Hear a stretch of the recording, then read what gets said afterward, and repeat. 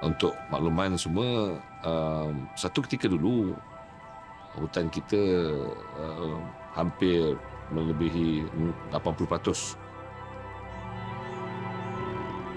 muka bumi di semenanjung Malaysia ni ditutupi oleh hutan. Jadi pada masa tersebut Irfan Liar hidup dengan bebas lah. Bila masuk tahun 60-an, 70-an, 80-an,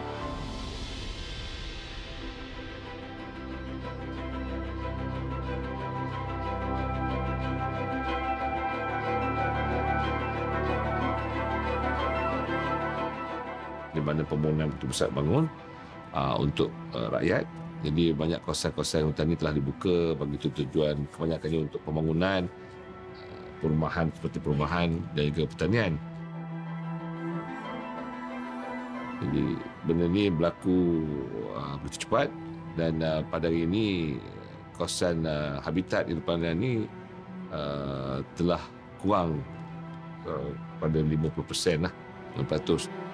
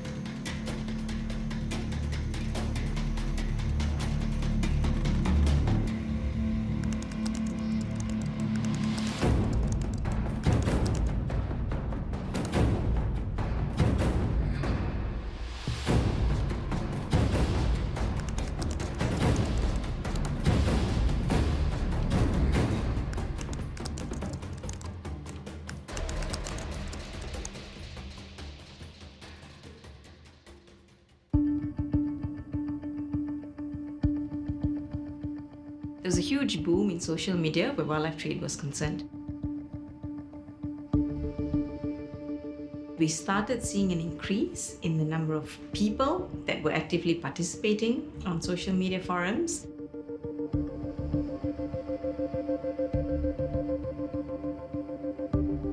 They were interested in buying and selling animals. They were interested in asking about animals. They wanted to know prices. And we realized that it was really becoming quite popular. We identified 14 Facebook groups and we spent 30 minutes a day, just 30 minutes a day, to figure out just what level of activity was taking place on these 14 Facebook groups.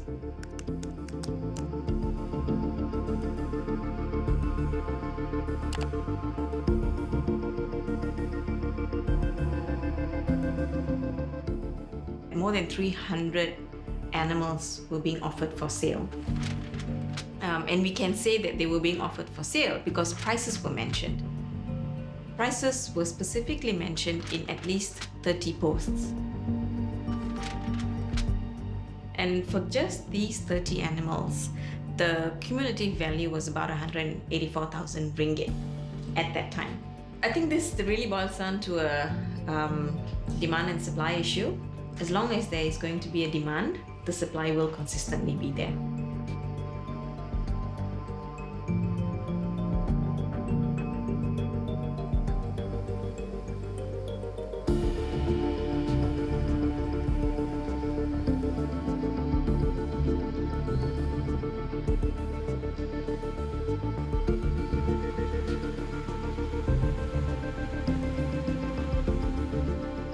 The Wildlife Department has got its hands full. We have been doing the best we can in trying to curb this illegal trade.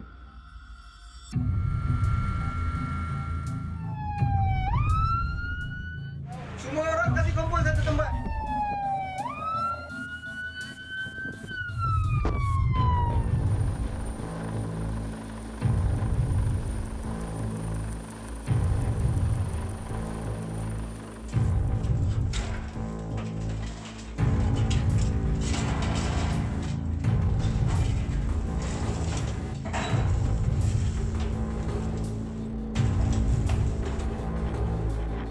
But now the illegal traders themselves have got very savvy. They have gone into cyber space and they are selling their products through cyberspace. And of course, with the invent of Facebook and advertisement on internet, they are allowed to spread the information, and there are always, when there are buyers, there will be people who will break the law in order to try and gain profit by selling these animal parts and species that are quite precious to us.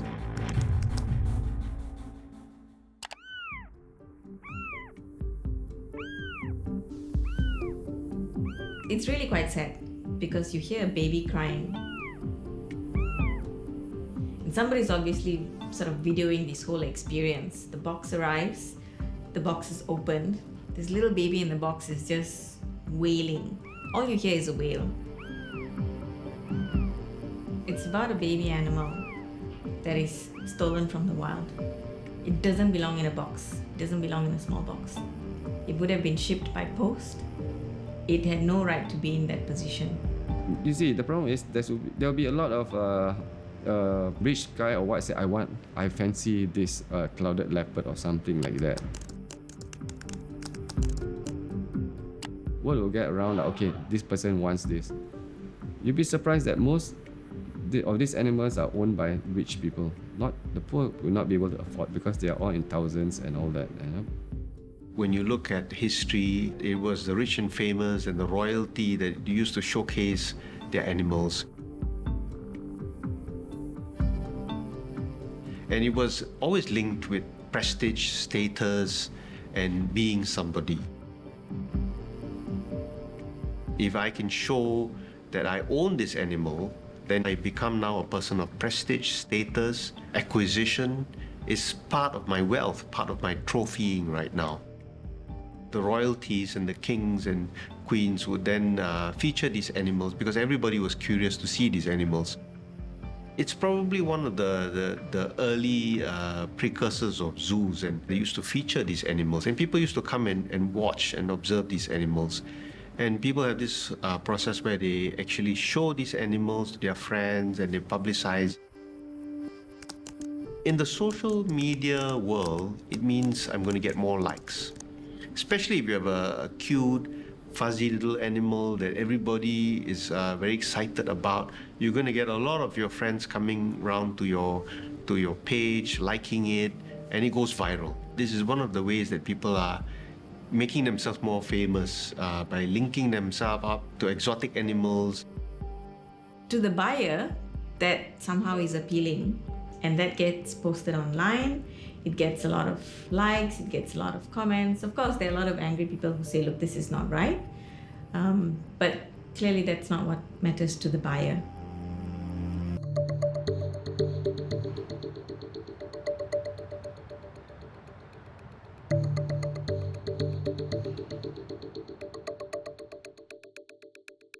Because as a pet enthusiast, a hobbyist, okay, we always try to get something different, special. The interest that sparks us to like, I want this, I want that. I had 2 pet shops. Then eventually I was doing some exhibitions and all that around Malaysia. I've owned numerous pets, so I mean I have regretted selling some.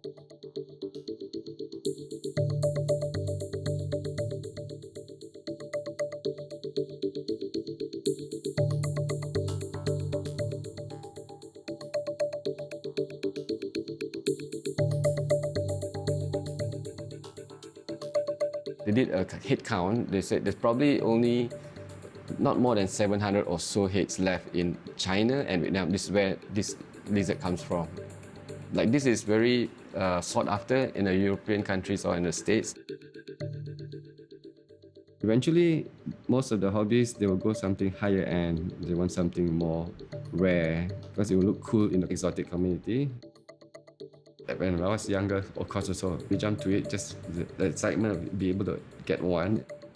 But as you grow up on this hobby, then you will realize that it's actually disheartening to see the animal just dying like that. You know that if you know the know-how, you have the husbandry, then the animal could survive.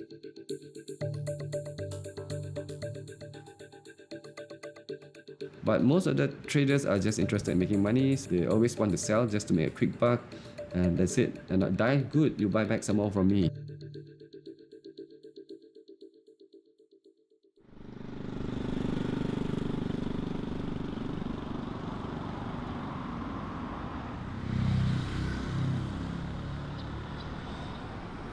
Kita tengok dalam masa tahun 2012, 13, benda ni semakin menjadi-jadi.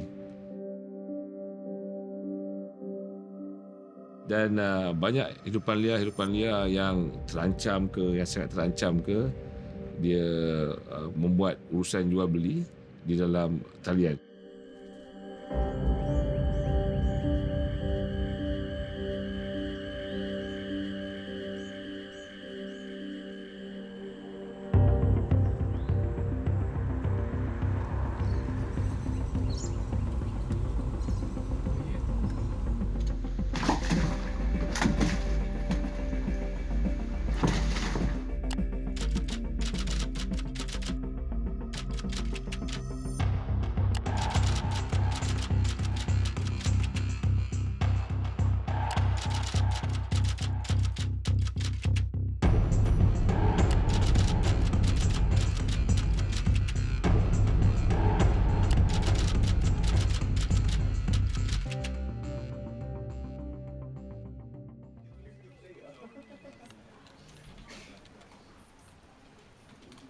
Dia punya modus operandi adalah mudah je.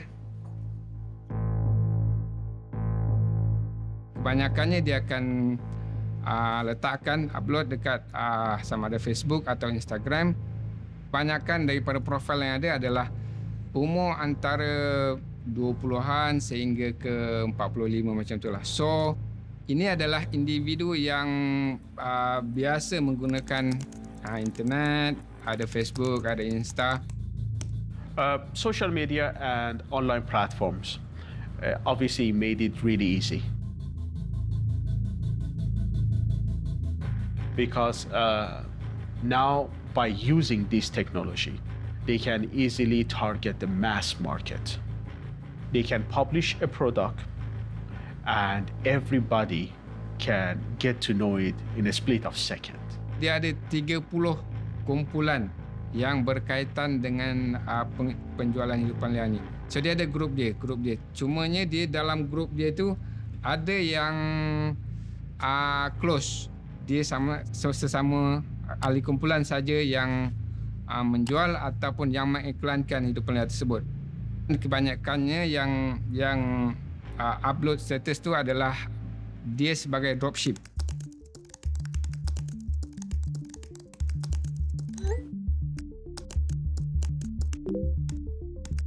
Dan apabila ada individu yang berminat, dia akan direct message kepada penjual tersebut. So, selalunya akan berlaku apabila ada persetujuan, individu pembeli itu akan membayar secara online ataupun bank in kepada individu yang melakukan dropship tadi ni. Hidupan liar ini akan dihantar sama ada melalui pos ataupun bas.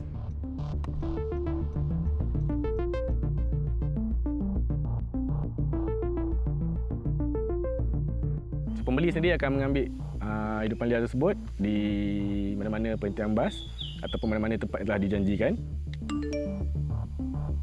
Dan seterusnya dia perlu mengambil gambar dan serah pada broker.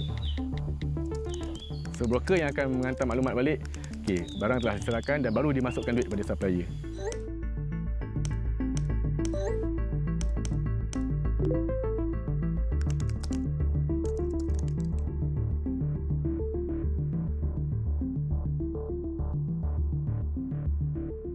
Akta yang ada hanya apabila dia memiliki hidupan liar tersebut.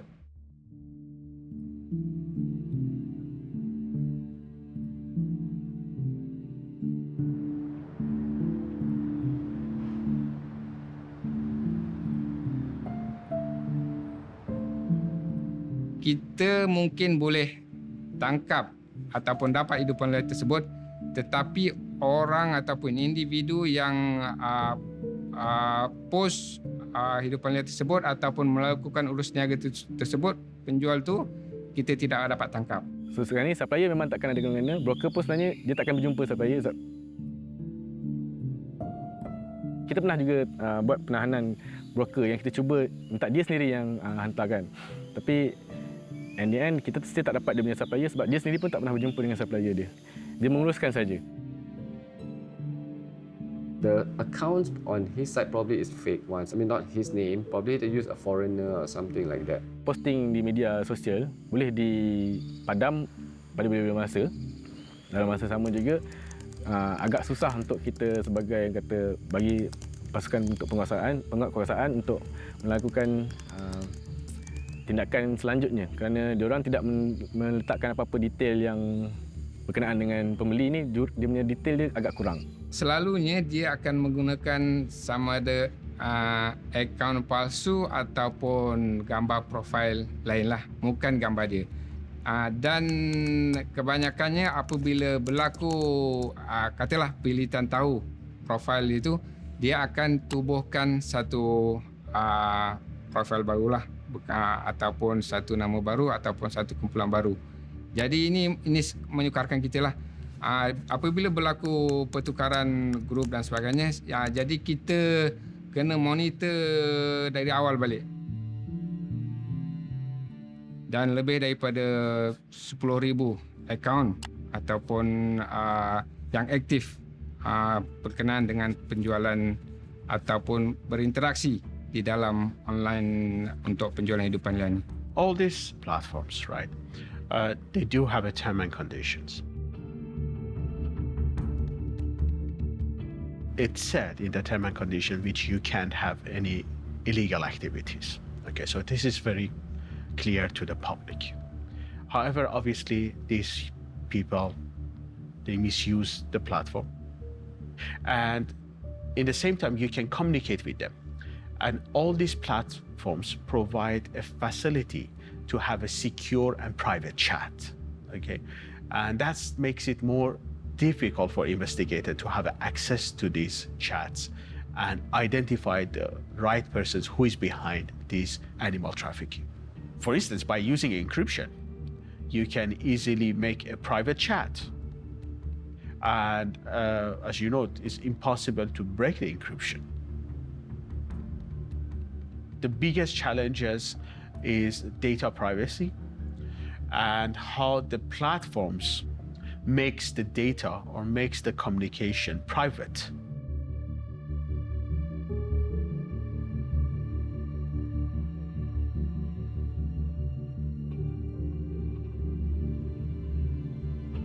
Everybody's operating under the cover of behind the computers on their phone. It's not always easy to identify where these individuals are.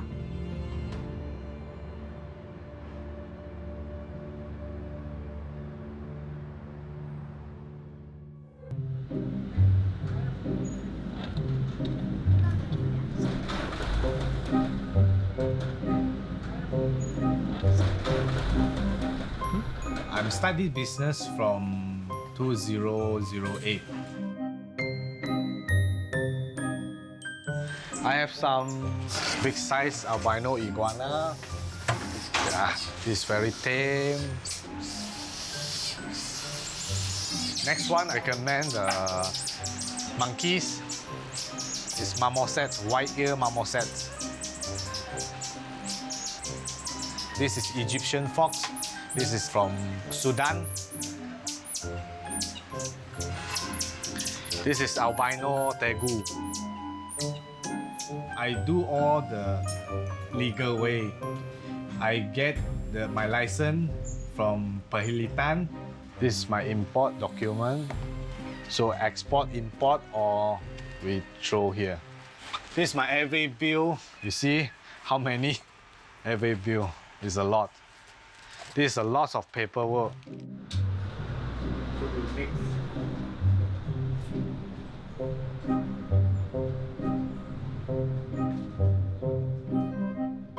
Feeding cost per month 3,000 to 5,000. And for 1 year, my import and export other charges is around 40,000 to 50,000 ringgit.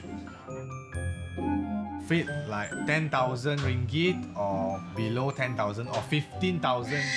Each reptiles and each animals, they need the microchips. Microchip we pay about 10 to 15 ringgit for each animal.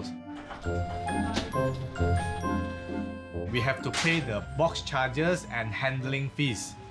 It's about 2,000 to 3,000 US dollar.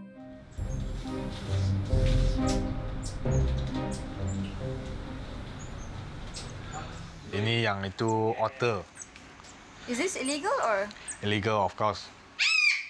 Ongkang, yung burung hantu, owl. This owl, I think is a white face. It's no mistake. Which one is legal and illegal? No legal. No legal. No legal. All of All this? the owl, no legal. Kongkang, slow loris, no legal. Otter, no legal.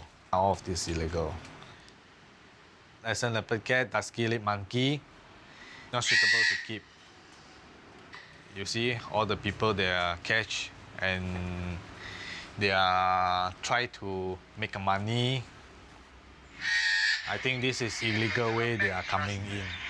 How are the usual illegal ways that they come in that you know of? The first thing is, if a legal way, they have a proper box for the shipping. Because this is, we can't see anything inside, so we don't know the inside is what animal is it. So this is, I'm sure, the illegal they are doing.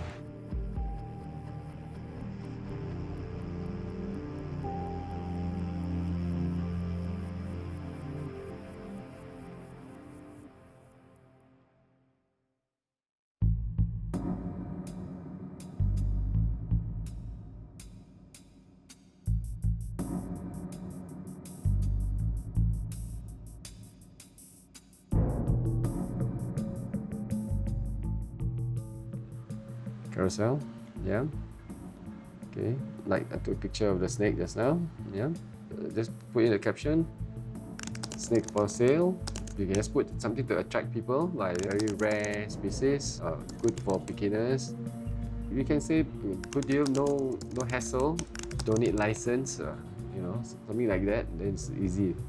Then you get people who wants exotic pets or what, they will go through it.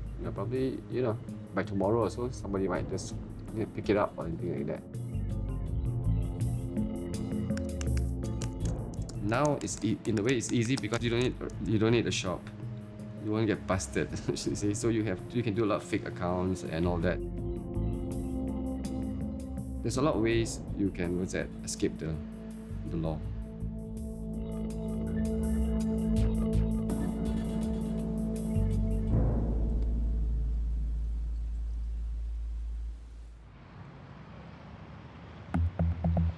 The seller requires that you have 3 heads, 4 heads before he comes.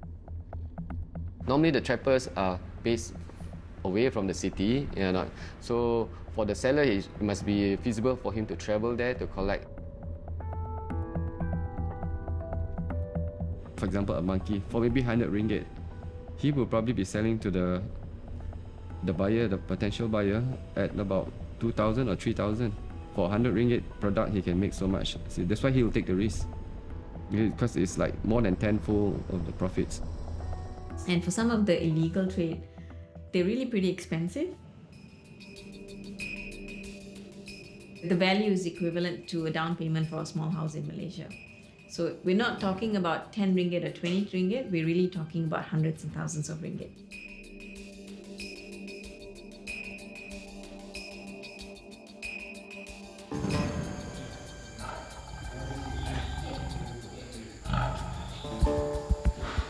The Malayan tiger is very specific in the sense that it's only found in Peninsular Malaya. We are putting a large effort in order to conserve the tigers in Malaya. We only have about less than 200 of them. But tiger parts now is a worldwide market. And people come in here just looking for tigers in order to put the snares and catch them, because one tiger can be sold for anywhere between 150,000 US to 200,000 US. And every part of the tiger is used in order to sell and make profit. So there are people in our jungles who have come from Vietnam, who have come from Cambodia and Laos, and including locals who are hunting them.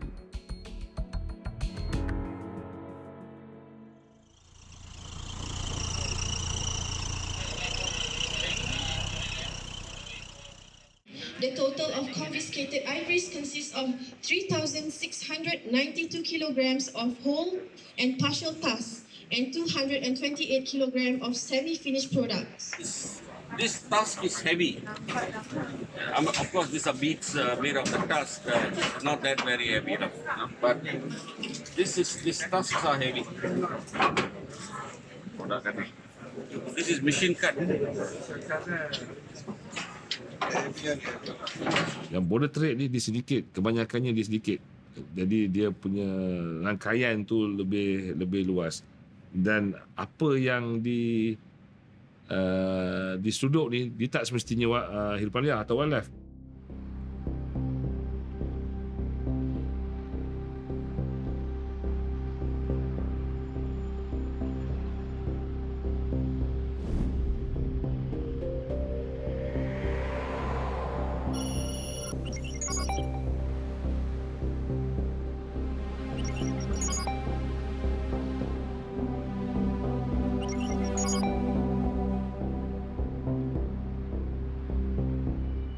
Kadang-kadang dia bersekali dengan dadah, bersekali dengan senjata api ataupun bersekali dengan benda-benda yang terlarang. Contohnya gading gajah, sumbu badak yang ada nilai tinggi. Contohnya gading gajah. So selalunya gading gajah ni dia daripada Afrika lah. Sama ada gading yang sebatang ataupun yang telah diukir dan sebagainya ataupun telah dipotong-potong. So dibawa masuk ke ditransit bukan untuk kegunaan Malaysia tapi sebagai transit untuk dihantar semula ke selalunya ke China lah. Jadi ini adalah yang bernilai tinggi lah dan dia ada sedikit yang terancang. Sama ada dikontrol oleh di Afrika dan juga di negara-negara lain yang menyebabkan barang ini ataupun gading ini dia melalui pelabuhan Malaysia dan dia dihantar.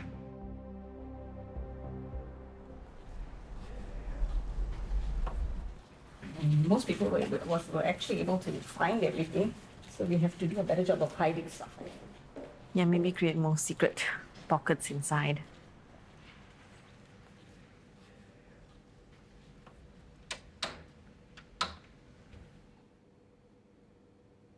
So what we're going to show you is how smugglers commonly smuggle things on their persons. Most common when they are traveling by air. For example, this is an egg vest. People have been caught trying to smuggle eggs on themselves.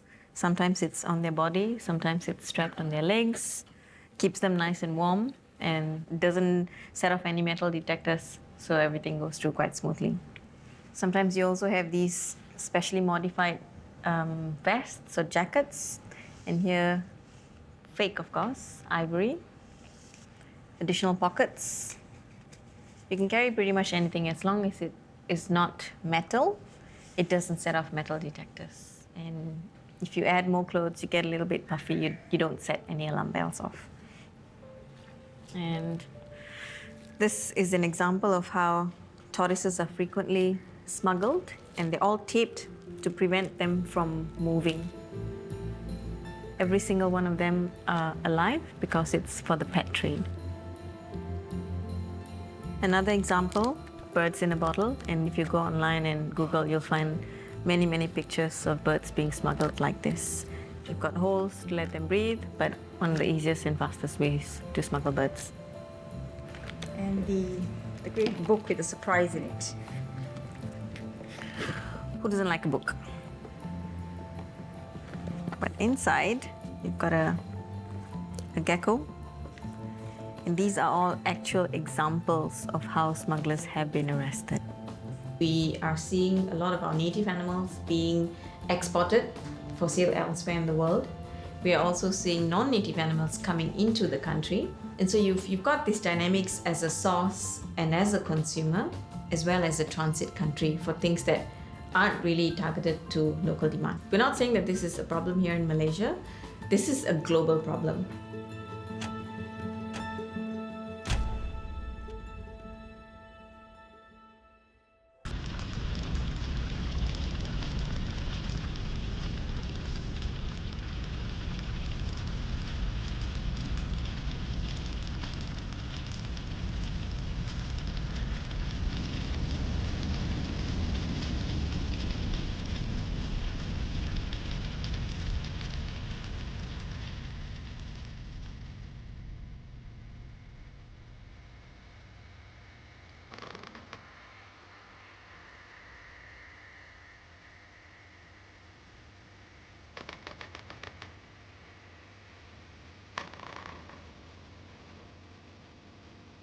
Most hunters go out at night or early hours in the morning. Definitely they have machetes and homemade guns. Mostly 2 or 3%, because if you get a big animal you cannot handle alone, you cannot carry it alone. Poachers, there's two types. I mean, for poachers it's like, it's either for food or for the pet. Everything is worth money. Any wildlife can be sold.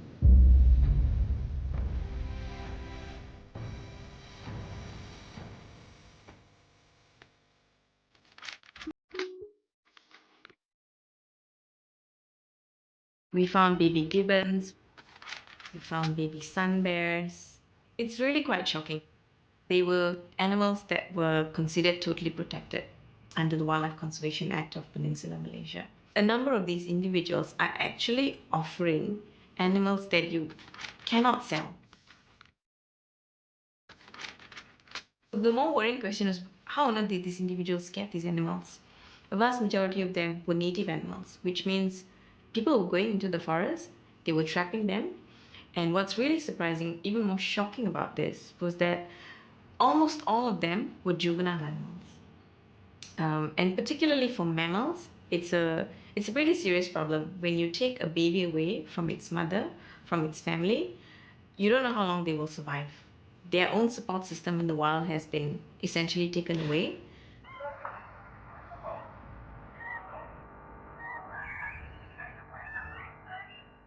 Ini anak lotong ni. Ni anak lotong ni kelompok mak dia mati lah. Mak dia mati dah ni, tak ada dah. Dia sebab dapat anak ni. Nampak tak? Bunyi ni stres, dia stres. Dia nak mak ni. Dia nak suckle, dia nak menyusu. Hidupan liar yang dari segi juvenile ni kebanyakannya adalah comel. Sebahagian daripada keluarga dia. Maknanya dari segi ke setengah tu diletakkan pakaian, dia bagi makanan yang dimakan oleh manusia.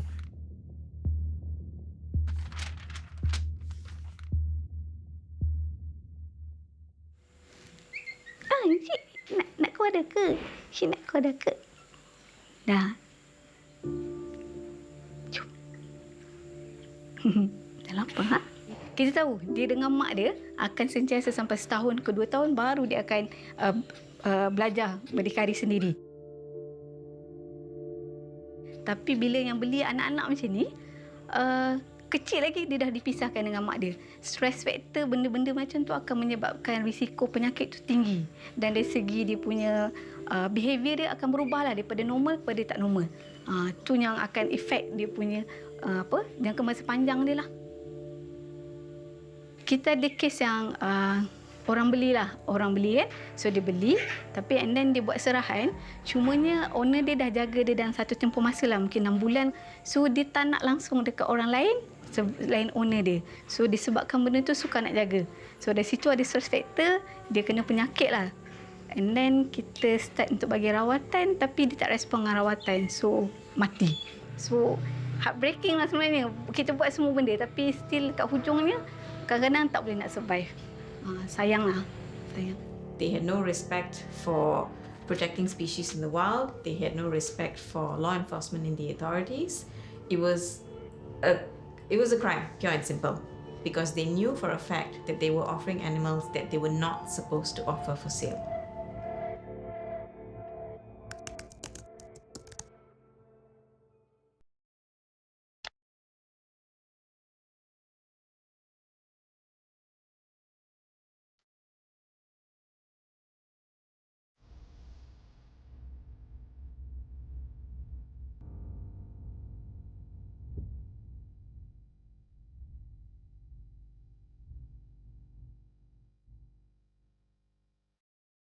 Warrior snail ni sama ada mati ataupun kalau dia survive pun kaki dia putus.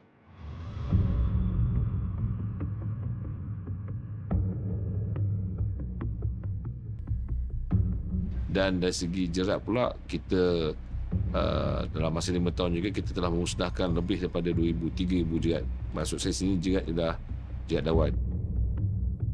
Kalau dia menggunakan jerat di lapangan, di hutan, bukan saja hidupan liar yang ditarget itu dapat, tapi juga dia akan melibatkan hidupan liar lain, harimau, gajah dan sebagainya, tapir dan sebagainya yang boleh membunuh hidupan liar tersebut dan boleh mengakibatkan kepupusan secara setempatlah, locally extinct.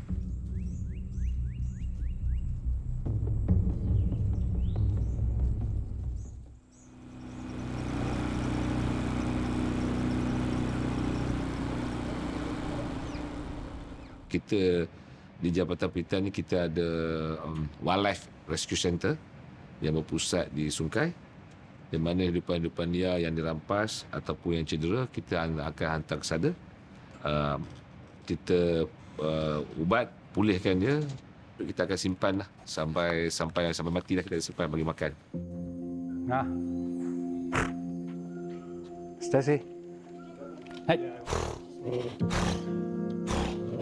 Kita ada lebih 300 individu di mana termasuk primate, termasuk juga mamalia besar dan juga burung-burung. So ada juga rawatan lain seperti tapir yang masuk ke sini di mana kena kesan jerat.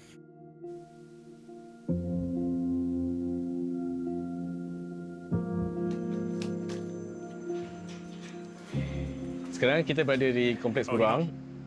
Ini memang saya dan pasukan saya involve secara directly, kerana kita berurusan dengan penjual. Kita melalui, asalnya dia bermula dengan promosi pada online. So dia jual cadangnya dia mula nak kata dia jual beruang matahari lah. Semasa kita buat urusan jual beli, saya terima beruang ni dalam keadaan yang sangat kecil, di mana masih baby dan bulu dia pun baru masih sikit. Mana body dia tu masih merah lagi.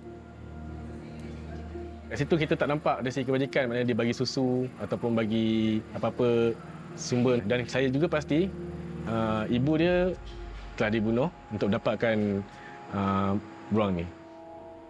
Masa-masa kita poleh beruang ni, dan kita dapati ini bukan beruang Malaysia dan ini adalah beruang luar negara, di mana kita sebagai pembeli tak sedar yang kita membeli ni juga bukan sekadar hidupan liar yang di Malaysia.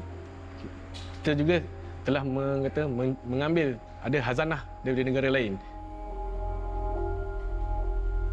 Kebanyakan pembeli ni adalah, kita tahu dia adalah antara pencinta hidupan liar, pencinta haiwan. Dan hidupan liar yang dia beli, kebanyakan pembeli kurang pengetahuan berkenaan dengan hidupan liar yang dia beli. Nampak comel kan kucing batu ni? Memang comel lah. Tapi bila dah besar sikit, dia mula dah agresif lah. Bila agresif sangat, orang akan lepas kat luar lah. Ataupun orang salah dekat perhentian sebab kita jumpa. Sebab in the end nanti, kebanyakan bila ada masalah, diorang akan hantar ke perhilitan tau. Sebab diorang tak dapat nak handle, tak dapat nak jaga.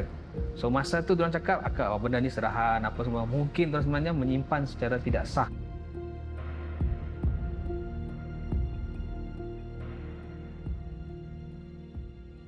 World Wildlife Day, I'm declaring war against the poachers. The time has come to stop the killing of the Malayan tigers. and the other wildlife by these ruthless poachers. We have continuous programs whereby a special committee has been set up, and whatever information that we have, that we pick up, and our cybercrime unit, whereby they know how goods are being transferred from one area to another, that is when we call in all these people who are involved.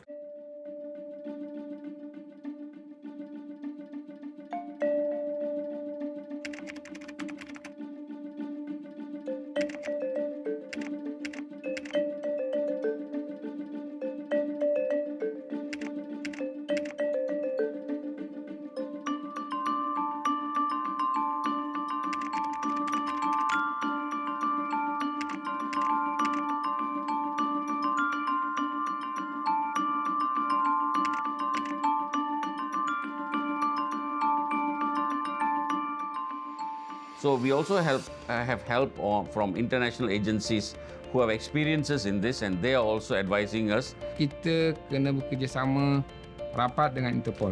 Pasal maklumat tu memang selalunya Interpol yang bagi kat kita lengkap senarai apa yang hidupan yang ada. Kalau contohnya pelabuhan, kat pelabuhan mana, kontena yang mana, kapal yang mana, so dia berlabur ke apa, bila. So itu maklumat yang komplit. So kita akan membuat rondaan, boleh kata setiap hari lah. Kapitan dengan sedaya upaya, dengan juga kerjasama dengan agensi, sedaya upaya untuk mengatasi isu ni dengan melakukan banyak perkara. Kita buat kerjasama dengan tentera, dengan pihak polis, kita buat boots on the ground.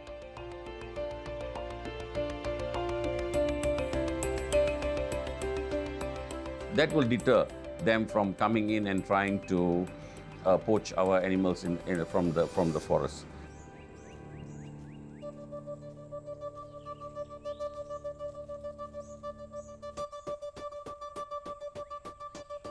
Selama ni kita cukup susah kita nak dakwa. Kita tak boleh nak dakwa kecuali orang tu ada memiliki, kita boleh dakwa. Tetapi dengan pilihan akta kita ni, kalau dia masuk dalam media sosial, kita boleh dakwa. Itu yang terbaiklah.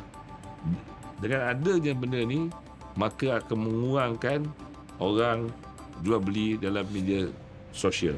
We need to change these laws and to make it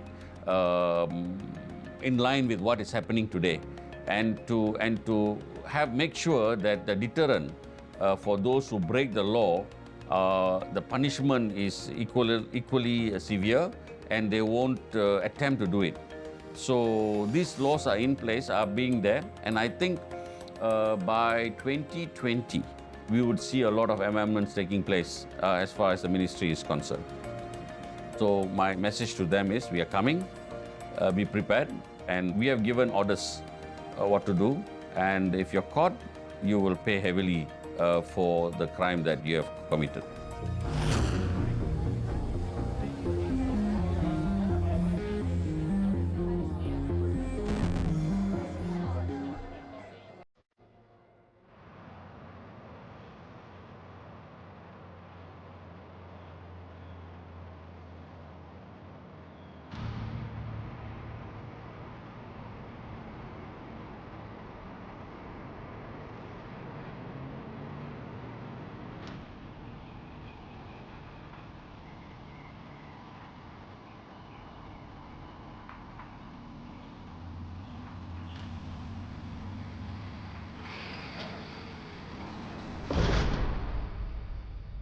Saya bukan pedofil, saya normal.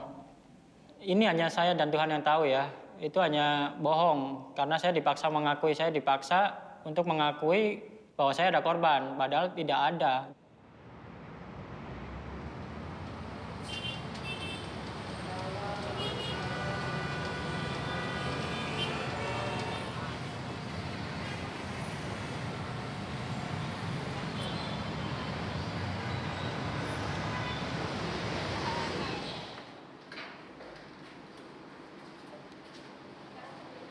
Apa yang mereka lakukan itu sangat tidak etis ya. Saya bilang jahat karena ingin men-share foto di dalam sebuah grup yang mereka tahu tahu bahwa di situ berseliweran video porno, foto-foto porno.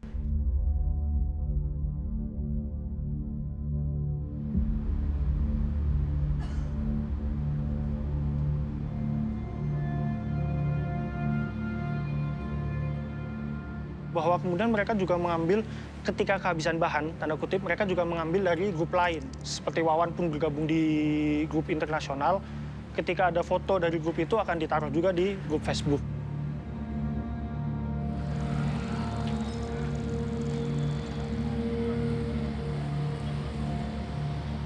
Foto-foto yang mereka share itu kebanyakan terjadi di tempat publik. Anak-anak sedang jalan-jalan di pantai, anak-anak sedang jalan di kebun binatang, kemudian difoto, di-share langsung ke grup tersebut, dan itu sangat berbahaya menurut saya. Saya sempat melihat beberapa percakapannya, banyak tips yang kemudian ada di grup itu.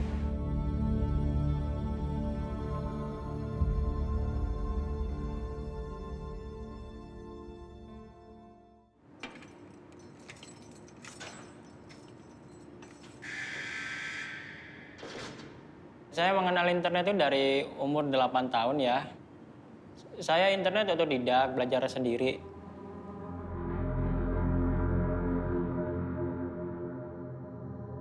Masa kecil saya orangnya introvert, pendiam. Saya lebih suka main dengan gadget saya daripada orang-orang. Waktu kecil saya suka bermain warnet. Saking senangnya ke warnet, saya jalan kaki sampai 1 jam ke warnet itu.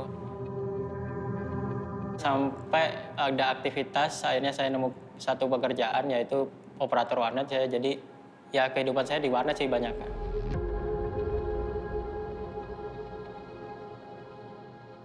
Dan dia sering menghabiskan waktunya di warnet. Bahkan Wawan cerita bahwa dia juga akhirnya coba-coba masuk ke deep web. Dan ya itulah kemudian dia akhirnya kenal istilah pedofil.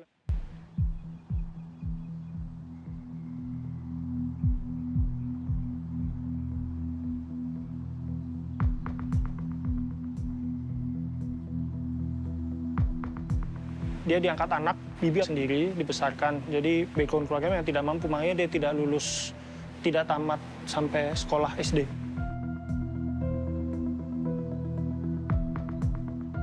Wawan berasal dari keluarga yang di pinggir. Ketika mereka menemukan sebuah grup dan mereka merasa, wow, di grup ini saya menjadi leader nih, saya menjadi pemimpin nih, seperti itu, saya bisa mengendalikan banyak orang. Wawan ingin pride, bangga, teman-teman saya banyak dari internasional. Dia naif, dia boleh menyangkal bahwa dia tidak pernah intercourse dengan anak kecil, bahwa dia bukan pedofil. Tapi once dia men-share sebuah foto, dia juga tahu bahwa di situ ada kecenderungan yang foto-foto di-share adalah foto anak kecil dan segala macam, video seks anak kecil. Dan dia menutup mata, dan dia sengaja menutup mata, dia menikmati kebanggaannya sebagai admin.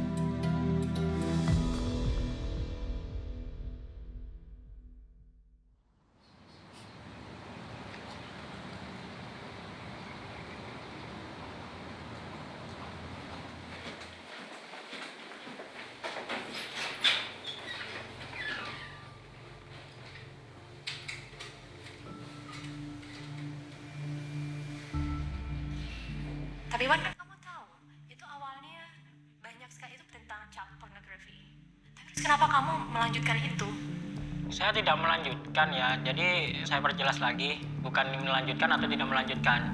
Saya udah jarang aktif juga, saya cuman komen-komen biasa habis itu. Pertama, kelihatan dia tidak terlalu atau tidak merasa dia bersalah.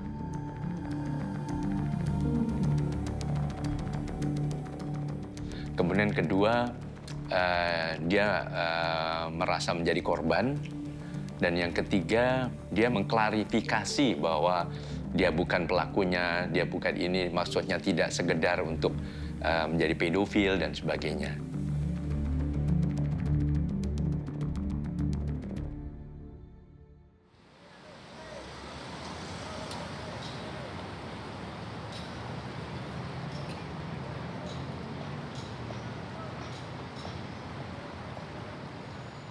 Dari Maret 2017 itu kita lakukan cyber patrol.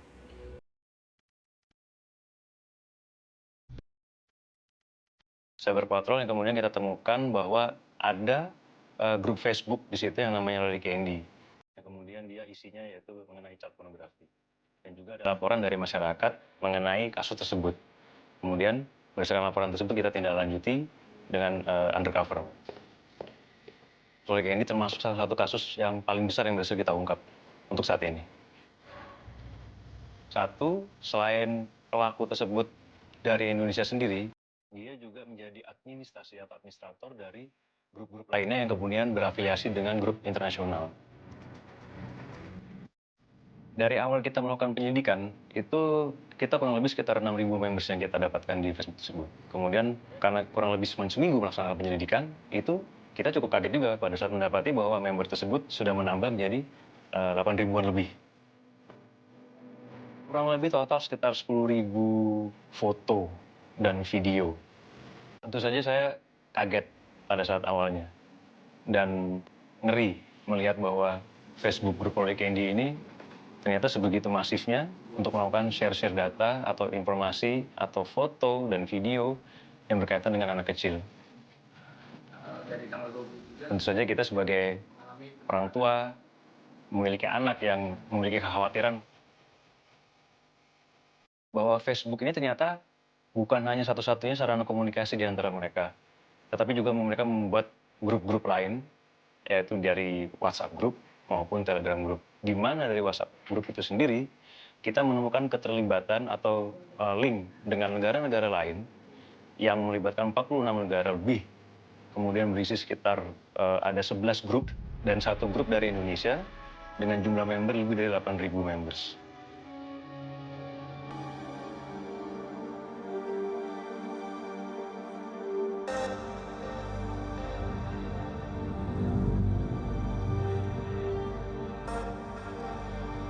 Karena mereka tahu bahwa Facebook akan melakukan sensoring terhadap apa yang mereka upload, kemudian akan memban akun mereka pada saat mereka melakukan posting-posting hal yang dianggap vulgar oleh Facebook, maka mereka beralih ke WhatsApp Group. Dibandingkan dengan yang ada di Facebook, yang di WhatsApp Group memang lebih vulgar. Jadi mereka lebih berani bicara, mereka lebih berani untuk share foto-foto dan video real.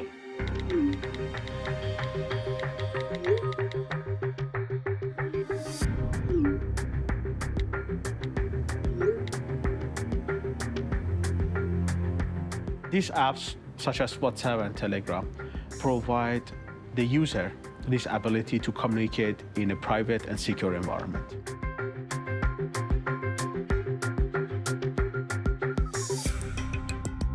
That's why in this case, for instance, they can build chat groups, which is point-to-point encrypted, and easily share the information in a private and secure environment. The evidence remain on your own device, on a client device. And obviously, the moment you delete the evidence can be permanently deleted and destroyed. There's no way you can recover it back.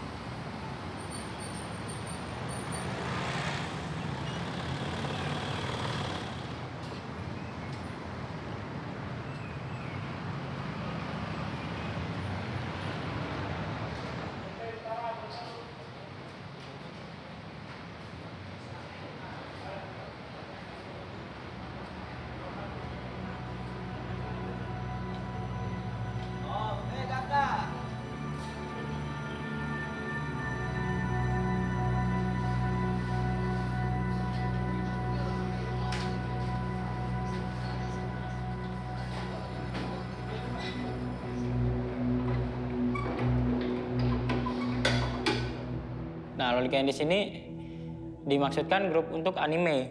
Kita membahas spoiler game, anime, dan anime ongoing, yang maksudnya yang lagi tayang sekarang itu apa aja. Jadi pembuat aslinya bukan saya. Dan setelah itu beberapa bulan akunnya menghilang. Jadi member-member yang lama yang udah saya kenal meminta saya untuk bikin baru.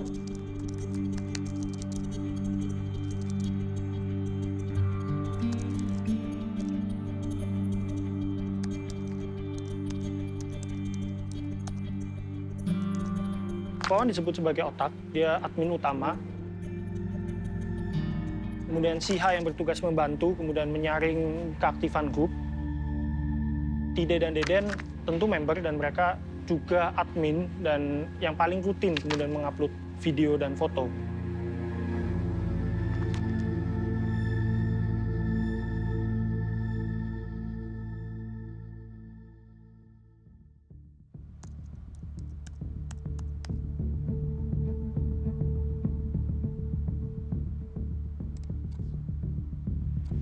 Siha rasanya sebenarnya dia tertarik Wawan dan dia hanya, oh saya udah punya pacar nih, saya harus nurut kepada pacar saya seperti ini. Mungkin once dia merasa ini salah, tapi kemudian, tapi kan pacar saya juga terlibat di sini seperti itu. Ini kan hanya untuk asik-asik saja seperti itu. Siha, Wan, pacar kamu? Bukan, teman dekat. Saya kenal dia itu di Facebook. Kenal, ternyata kita ngobrolin soal anime dan kita nyambung gitu.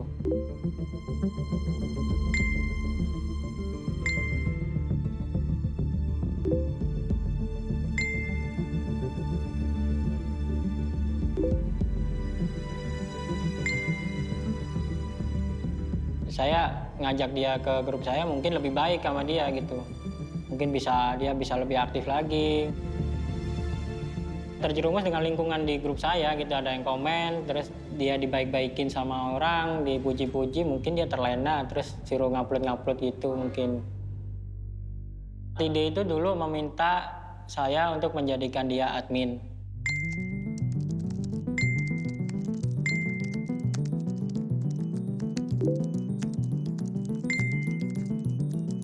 Ya mungkin yang lebih aktif sih Tide ya, karena dia kan orangnya masih sekolah. Jadi dia di waktu habis sekolah itu masih lenggang lah suara jadi masih bisa dipergunakan untuk mengatur grup. Awalnya saya menjadikan si Ilu Inayah itu jadi admin karena dia paling dekat sama saya kalau ngobrol. Awalnya kita ketemu di Deep Web Indonesia.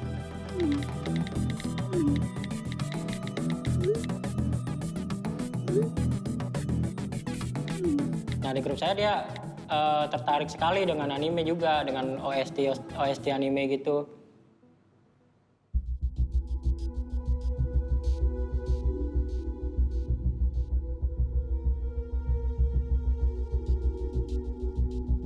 Karena banyak permintaan dari member untuk membuat yang kedua.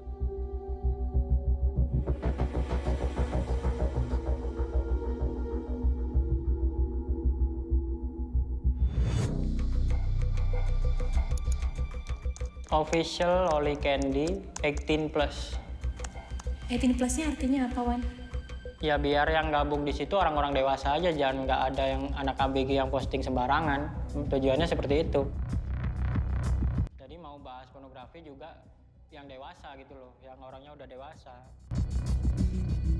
Dan kita itu ada dulu kalau nggak salah pernah bikin peraturan posting pornografi itu di atas jam 10 malam sampai pagi.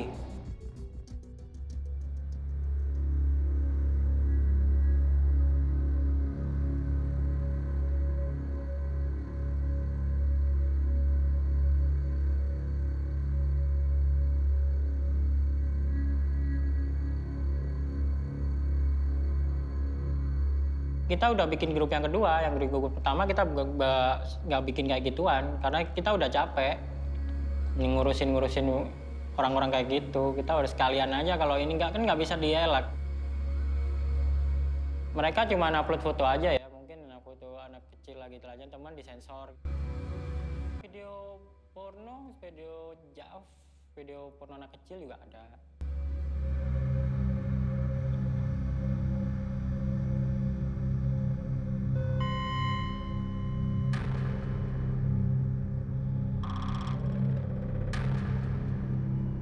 HP saya rusak, jadi saya tidak memantau grup itu sama sekali. Dan di warnet pun saya jarang buka Facebook. Karena waktu itu saya lagi suka-sukanya main game. Jadi saya nggak ada waktu untuk buka Facebook. Saya udah nggak ngurusin kayak gituan, Mbak. Soalnya saya sudah capek tiap hari ngetik orang, jadi mengganggu aktivitas saya. Saya kerja kan kalau malam, kalau siang tidur, istirahat. Tapi keganggu gara-gara itu. Kadang ada yang WA, "Bang, ini di postingan Facebook kok ada kayak gini. Aduh, tiap hari banyak yang kayak gitu. Jadi capek, saya biarin aja udah terserah gitu. Jadi kamu ngelola akun Noli Candy ini sambil kerja di warnet? Iya, bikinnya juga pas di warnet itu. Bikin akun grupnya itu. Ketika saya mulai memantau, saya kan, wah ini nggak bener kan gitu. Terus saya kickin satu orang, tapi satu orang itu punya banyak akun, punya 5 akun cloningan gitu. Jadi mereka posting tiada henti, dan kita udah capek nge-kick tiap hari. Kenapa kamu melanjutkan Noli Candy yang kedua? Karena saya biasanya cari referral ya di situ.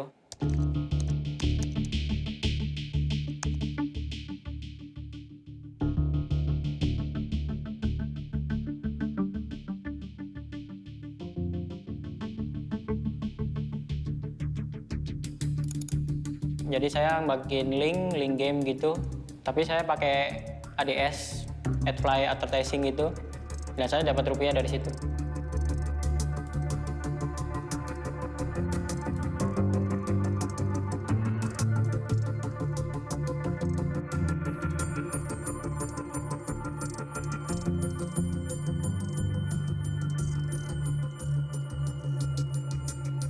Nah, setiap kali ada orang klik, mereka sekitar mendapat 1 atau 2 rupiah dari hasil kliknya. Hanya 10.000 sebulan atau 20.000. Ya hanya cukup untuk beli paket data saja sih, kata dia. Admin yang lain biasanya sih men-share foto dan video itu dengan berharap imbalan pulsa senilai 25.000 atau 50.000. Akhirnya memang pada dasarnya di grup ini motifnya, sekali lagi saya bilang bahwa motifnya bercampur. Ada yang mungkin ekonomi full sehingga dia rajin men-share, ada yang kepuasan seksual.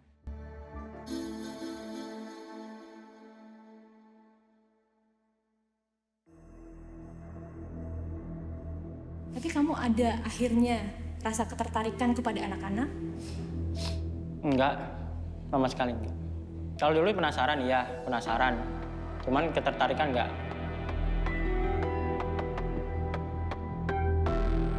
Ya penasaran karena di video yang saya lihat itu si anak kecil ini kayak udah diajarin gitu loh, kok nggak takut, nggak apa gitu.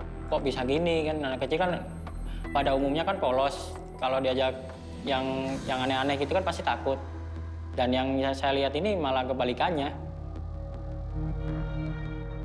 Aku baca ada 6 anak kecil yang jadi korban Wawan. 3 sudah mengakui gitu kalau Wawan pernah deketin. Oke, waktu itu awalnya saya dipaksa ya.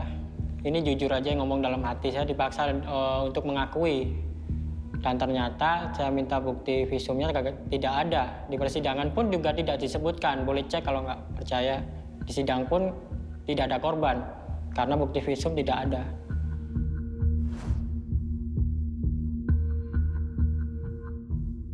Aku mau tanya dong, Wan. Ini ada salah satu posting kamu. Oh, itu akun saya yang duplikat tadi, yang banyak mengaku-ngaku akun saya. Akun saya asli, saya nggak pakai foto. Nggak pakai foto asli. Akun saya yang asli ya. Saya cuma pakai icon aja, icon tim game saya dulu.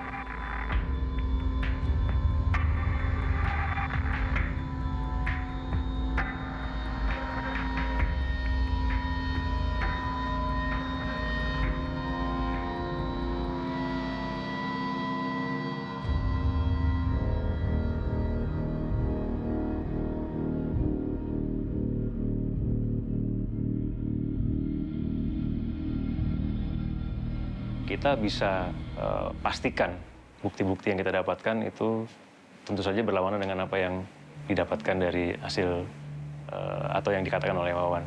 Yaitu selain menyebarkan foto dan video, juga dia sebagai yang membuat foto dan video tersebut, juga sebagai pelaku langsung terhadap anak-anak itu sendiri.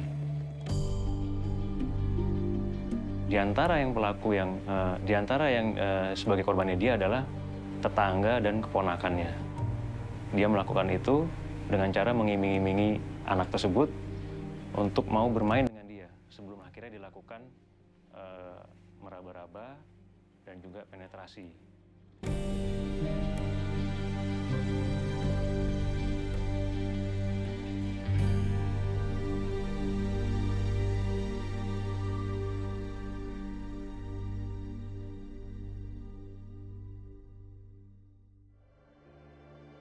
Tujuan destinasi wisata di Indonesia ini sering ada sebutan sebagai surga pedofil dunia seperti itu. Ini data 2010 sampai 2015 berdasarkan UNICEF Indonesia. Sebenarnya jadi angka ini sangat mengkhawatirkan. Saya tidak tahu ya apa yang kemudian menjadikan Indonesia pendidikan seks terhadap anak itu masih agak tabu di Indonesia untuk menjelaskan bahwa ini loh yang disebut sebagai seks walaupun hanya sekedar dipangku oleh orang asing. Awareness dari pemerintah dan harusnya sih gencarnya penegakan hukum juga ya untuk kepada pedofilia ini. Kurang tingginya kewaspadaan.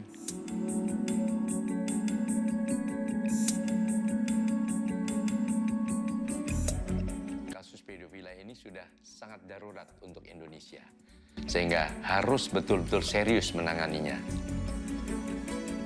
Jadi dalam hal ini perlu ditingkatkan kewaspadaan dan kesadaran masyarakat. Berani mengatakan tidak, berani mengatakan jangan. Kadang-kadang dalam konteks sopan santun, nggak boleh begitu, nggak sopan dengan tamu.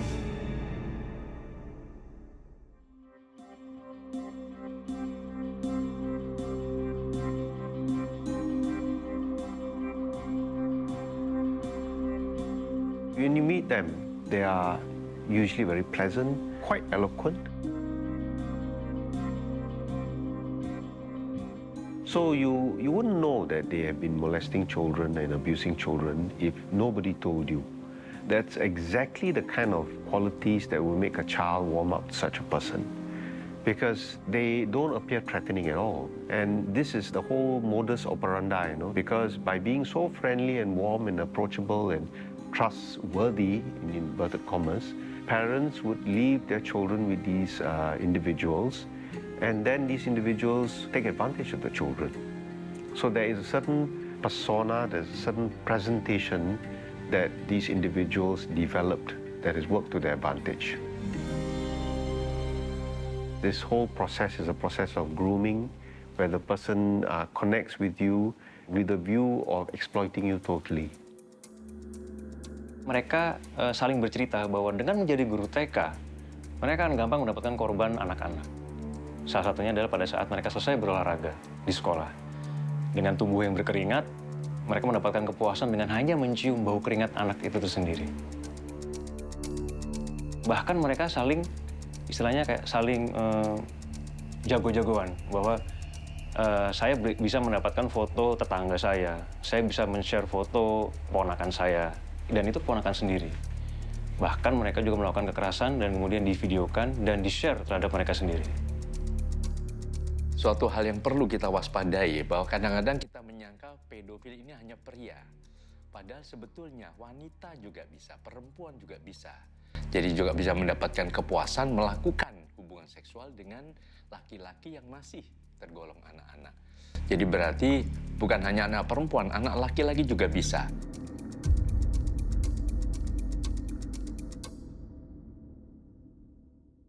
Syihab mengakui bahwa dia ada di grup itu, tapi dia membantah bahwa dia aktif men-share foto anak kecil dan segala macam. Syihab mengatakan tidak, dia tidak tertarik kepada anak-anak kecil, karena dia lebih tertarik ke Wawan. Memang sebetulnya pedofilia ini kan ada yang betul-betul faktor bawaan, tapi juga ada faktor lingkungan. Jadi faktor bawaan yang memang ada suatu penyimpangan perkembangan psikoseksualnya sehingga lebih menyukai anak-anak, sehingga itu akan terus menyasar anak-anak. Faktor lingkungan bisa karena pernah menjadi korban, kemudian bawah sadarnya memicu suatu keinginan semacam balas dendam dan sebagainya, atau juga pengaruh dari teman-temannya, lingkungannya. Kadang-kadang kalau ada suatu korban eksploitasi seksual, kekerasan seksual, dan sebagainya. Kita hanya sibuk menangani pelaku, korban dilupakan.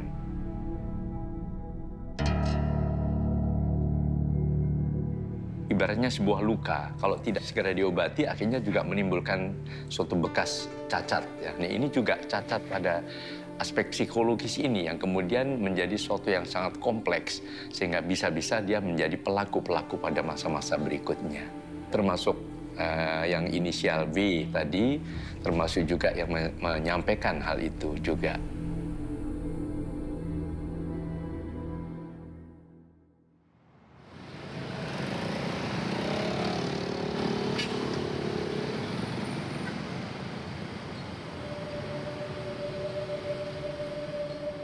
Waktu itu ketika saya umur 7 tahun, pernah mengalami pelecehan seksual. Tetangga jauh. Jadi saya tiap berangkat sekolah itu lewat depan rumahnya dia. Takut aja. Saya nggak bilang karena dulu saya diancam-ancam kalau lewat situ nggak bakal nggak bakal selamat gitu. Seperti itu. Jadi saya takut, saya mending menutup mulut. Dan saya juga ngomong sama orang itu kan nggak bisa, curhat sama orang itu nggak bisa. Jadi saya lebih memendam aja.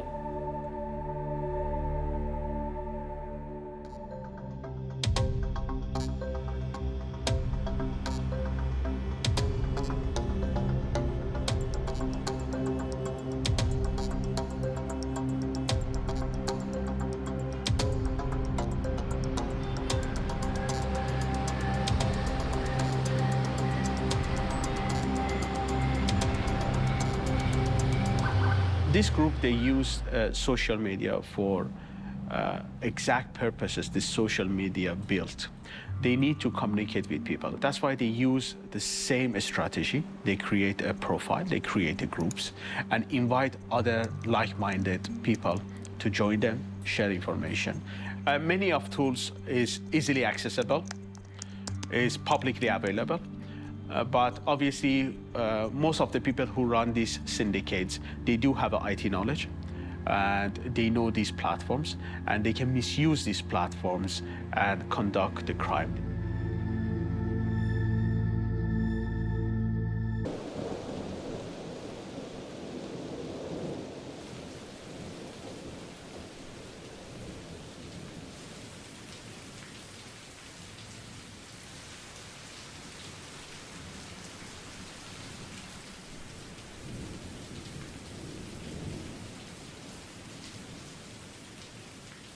Kamu tahu kan kalau child pornography itu kriminal? Awalnya saya tidak tahu. Saya kira itu malah pornografi jenis baru. Yang nggak pernah saya tahu, karena saya baru pertama kali itu tahu.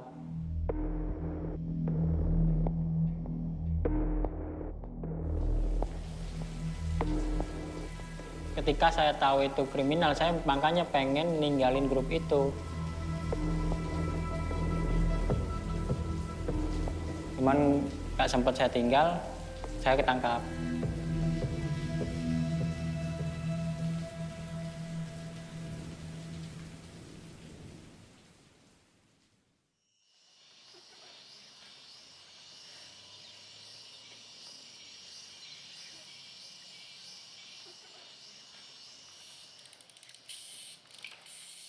Biasanya saya bersosial media setiap hari setelah anak-anak saya berangkat ke sekolah dan suami saya berangkat ke kantor.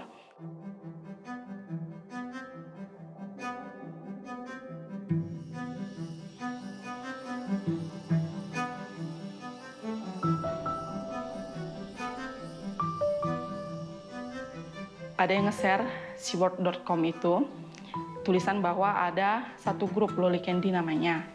Saya bagikan ke grup saya namanya Fun Fun Delicious. Saya ceritakan ke mereka kalau misalnya ada grup yang namanya Loli Candy yang mengincar anak-anak.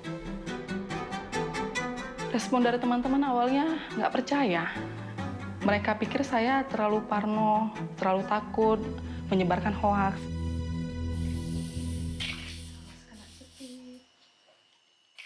Fake news cukup banyak di Indonesia.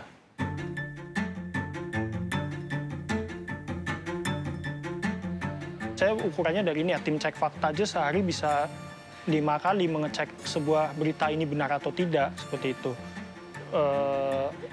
Sehari 5 kali berita hoax yang dicek asliannya. Coba bayangkan kalau dalam 1 bulan bisa ada 150 juta, itu memang sudah sangat masif. Kami ada beberapa orang, ada 4 orang masuk ke grup itu, ke grup Loli Candy untuk melihat apakah benar memang ada atau tidak. Yang pertama kali saya lihat waktu melihat grup itu, saya sebenarnya sih kaget ya, karena jumlahnya sangat banyak, mereka ada ribuan. Foto-fotonya itu ada anak-anak telanjang. Foto anak-anak rata-rata yang di-share mereka itu bahkan dari mulai bayi, Mbak. Umur 9 bulan, begitu udah ada. Sampai umur 10 tahun. Yang saya heran di situ bukan hanya anak-anak di lingkungan mereka saja yang mereka cabuli, tetapi mereka juga mau mengambil foto dari akun sosial media orang untuk dikomentari secara seksual.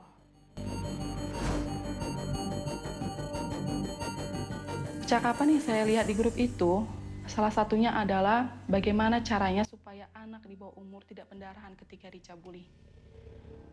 Bagaimana tipsnya, bagaimana caranya anak-anak itu juga tidak mengadu kepada orang tuanya.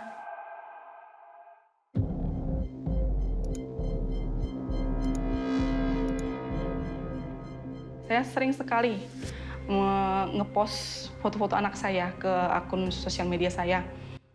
Dan sejak kejadian pedofil ini saya udah nggak pernah, udah saya privat semua. Akhirnya cuma hanya saya yang melihat dan keluarga-keluarga saya. Suami, ipar-ipar saya, hanya itu, Mbak. Kayak mengumpulkan screenshot, kayak mengumpulkan foto-foto anak-anak korban mereka.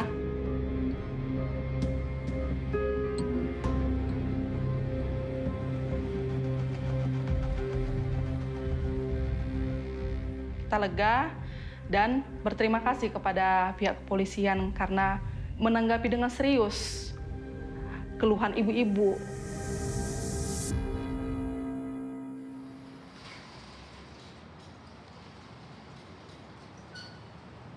Ada juga aturan yang cukup mengejutkan bagi kita, yaitu salah satunya adalah harus membuktikan bahwa foto dan video yang di-share itu adalah asli.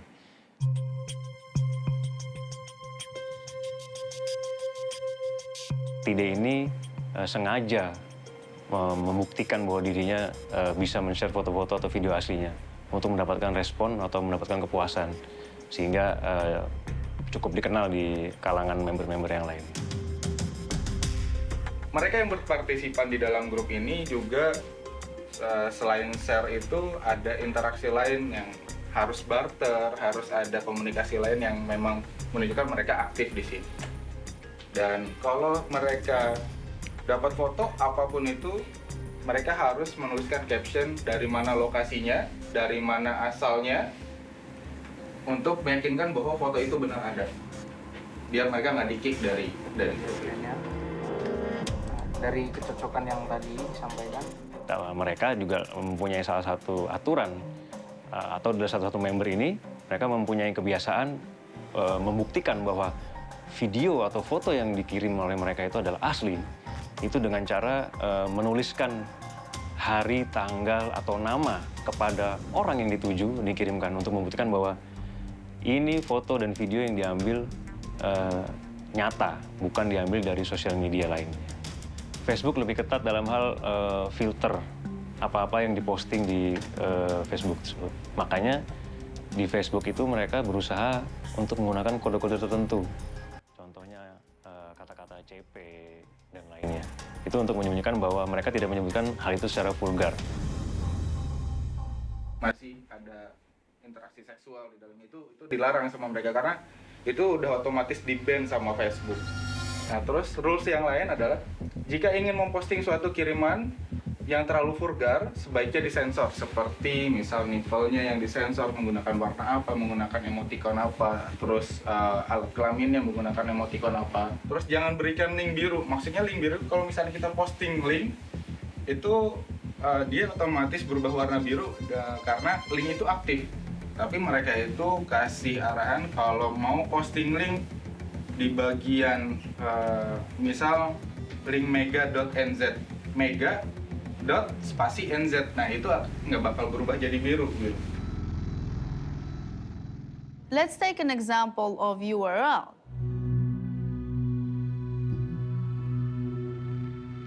If that URL will contain a keyword that will be flagged by the software, for example. However, if the URL is shortened, the keyword is not anymore present in the URL, and that particular software might not detect it. What we see on the internet currently, the search engine and the information that has been indexed by the search engine represents only 5% of the overall internet. So afterwards, you have what we call the deep web and the dark web. Dark web is a hidden part of internet.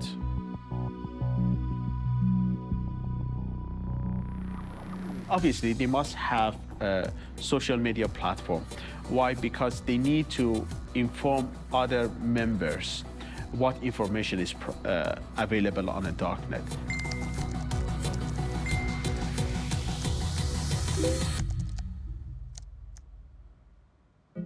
Mereka menyimpan foto atau video yang tidak sensor di sebuah situs khusus, tapi dari situ kemudian ketika video yang sudah disensor ini tayang, orang yang butuh video lengkap akan mengontak admin. Nah, nanti admin akan memberikan situs tersebut itu. Nah, ini yang menarik. Satu hal yang menarik kenapa kemudian anggota grup Loli ini sangat banyak, sampai 7.000, adalah karena situs yang disediakan Wawan dan lain-lainnya, situs untuk menyimpan video yang tidak disensor ini, firewall-nya sangat sedikit. Jadi semacam kita tidak perlu harus mengklik ke server dan berkali-kali mengklik tautan untuk sampai ke situs itu. Rasanya hanya sampai 3 kali klik, kemudian sampai ke situs utamanya.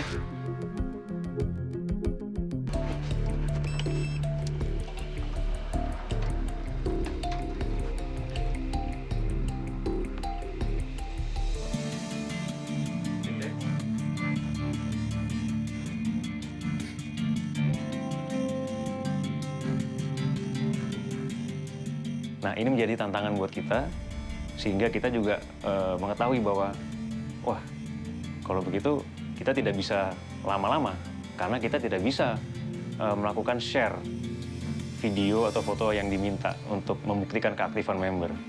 Begitu 4 member ini menerima, atau 4 administrator ini menerima kita sebagai member, kita juga sudah mempersiapkan berbagai alasan untuk mengulur waktu, sambil mencari data-data para pelaku yang ada di situ. Kita meminta bantuan dari Facebook untuk melacak atau mendapatkan informasi pelaku-pelaku lainnya. Kalau Vekon memang kita pada saat itu melakukan pengecekan dahulu untuk memastikan bahwa ini apakah real atau anonimus kalau di bahasa cybernya. Nah, tetapi juga di situ kita dapatkan pada saat itu ada kontak person yang kebetulan dari nomor telepon mereka.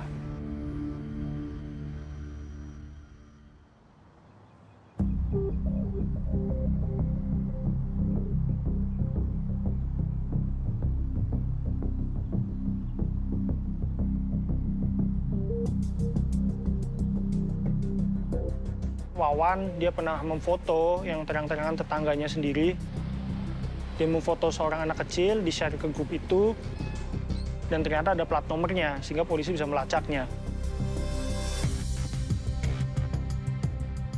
Kita putuskan, pada saat itu kita rapat, membentuk tim dibagi ke 4 tempat untuk melakukan penangkapan secara bersama-sama. Itu cukup challenging buat kita.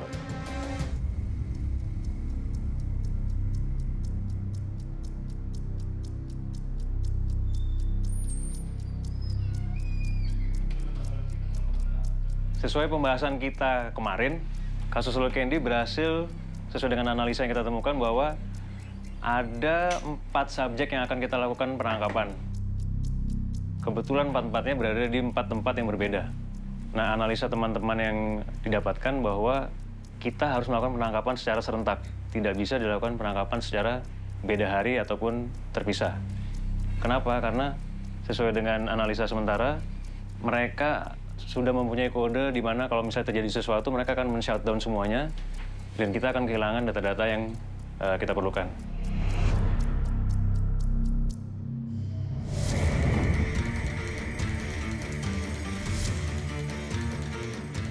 Pada saat tetangga ada yang mengenali bahwa kemungkinan subjek Wawan ada di rumah tersebut, kemudian kita cek lagi dari foto yang ada di Facebook bahwa ada satu sudut bangunan yang pernah difoto sama dia.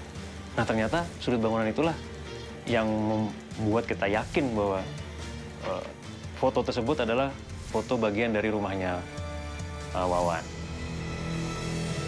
Wawan ternyata cukup punya jaringan mungkin ya di jaringan yang lumayan bagus di daerahnya.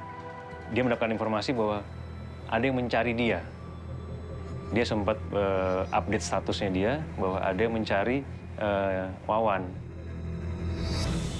Karena dia bilang bahwa kalau memang itu kawan saya, harusnya langsung aja dong gitu, nggak usah nanya-nanya. Nah, dengan update status itulah kita semakin yakin bahwa rumah tersebut adalah memang rumah yang ditinggali oleh Wawan.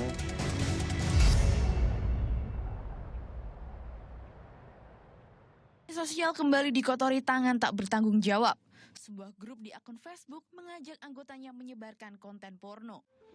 Polisi mengamankan 2 pelaku pedofilia dan 2 pelaku yang bertugas menyebarkan video. Salah satu di antaranya remaja putri berusia 16 tahun. Ini dibentuk September 2016, beranggotakan 7.479 orang member, korban baru 8. Ya, namun demikian baru tadi ada pengakuan setelah saya interogasi di atas sebelum turun, katanya ada grup lain juga, baik di Facebook maupun di WhatsApp, yang ada fotonya di gambarnya ada di handphone yang bersangkutan. Untuk yang di internasional atau di luar Indonesia, kita mencoba menghubungi dari penegak hukum lainnya, lewat salah satunya adalah lewat FBI.